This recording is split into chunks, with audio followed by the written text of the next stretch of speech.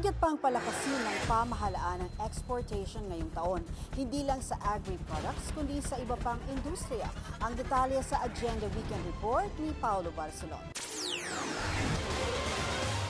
Bunsod ng pagtaas ng Philippine exports noong nakaraang taon, itinutulak ngayon ng Department of Agriculture ang pagpapalakas sa 12 high-value crops na pwedeng i-export ng Pilipinas sa iba't ibang merkado sa mundo.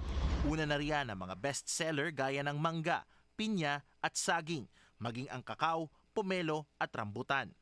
Pasok din sa Magic 12 ang asparagus, avocado, kalamansi, durian, dragon fruit at okra. Ayon kay Agriculture Secretary Francisco Tiu Laurel, patunay raw ito na effective ang export diversification strategy o ang pagpapalawak ng export markets ng bansa sa kabila ng patuloy na pabago-bagong polisiya ng Amerika. Ani Laurel, hindi lang daw ito pang statistics dahil paraan daw ito para mag-attract ng long-term investment sa trabaho para sa mga Pilipino.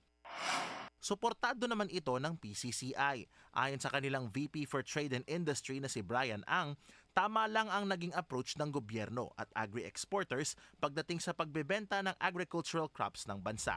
Tama yung DA to focus on markets outside na ng Amerika because as you know, the US tariffs are very hard to predict. DTI, I think, is also negotiating an EU free trade agreement aside from the Korea Free Trade Agreement and the Middle East Free Trade Agreement that they signed late last year. Pero kung si ang tatanungin, dapat umanong palakasin pa ng Filipino businesses ang pakikipagkalakalan sa China. Yung China medyo nakalimutan natin.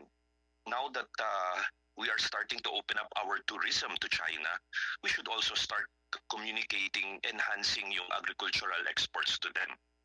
Because China is such a big market na you cannot just neglect. You can set aside all this political noise and focus on economic. There is so much opportunity that is untapped in China.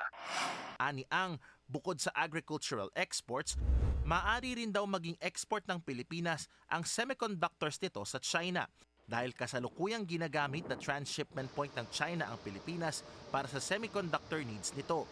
Dagdag pa ni Ang, malaking bentahe pa rin sa ibang bansa ang human capital exports ng Pilipinas tulad ng BPO workers, nurses at professionals. Bagay na maaaring makapagpalakas din ng foreign currency remittances na siya ring isa sa economic drivers ng Pilipinas. Para sa Agenda Weekend, Paulo Barcelon, Bilyonaryo News Channel.